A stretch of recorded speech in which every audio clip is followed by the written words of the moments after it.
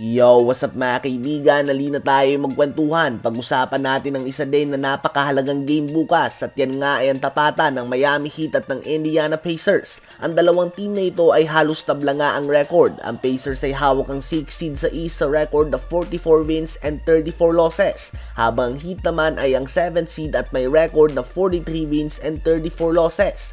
Ang kanilang season series ay tabla din mga kaibigan. 1 win for both teams. Kapag nanalo ang Pacers dito ay mahahawakan na nga nila ang solo 6 seed at magkakaroon din sila ng 2 games advantage sa Miami Heat. Dahil bagamat isang talo lang ang pagitan nila, hawak nga nila ang advantage sa tiebreaker. So kailangan nga makalamang ng Heat kung nais silang makuha pa ang 6 seed at hindi nga sapatang may tabla lamang o maipatas ang kanilang mga record.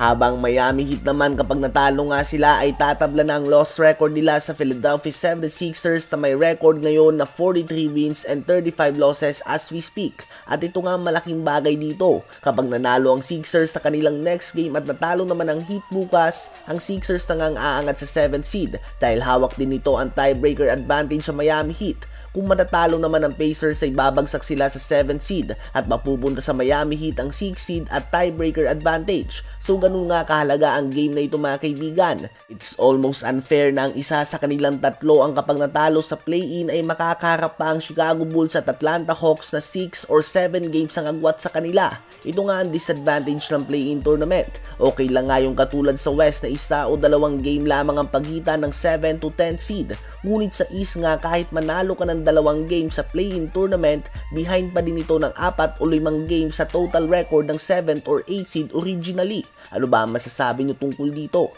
Ngayon ay tumungo naman tayo sa pwestuhan sa West dahil nakuha nga ng Lakers ang panalo kanina laban sa Cleveland Cavaliers. Tabla na ang win record nila ng Pelicans, kaya naman in order for the Lakers to reach the 7th seed, kakailanganin ng Suns sa talunin ng Pelicans bukas at dapat naman na manalo ang Lakers laban sa Minnesota Timberwolves. Ang Suns nga'y napag-usapan pa lamang natin sa isa kong video kanina na nag-iinit sila despite the heavy schedule. Tinatalo nga nila mga bigating teams at kakailanganin muna ng Lakers ang tulong ng Suns kung nais silang umangat sa 7th seed.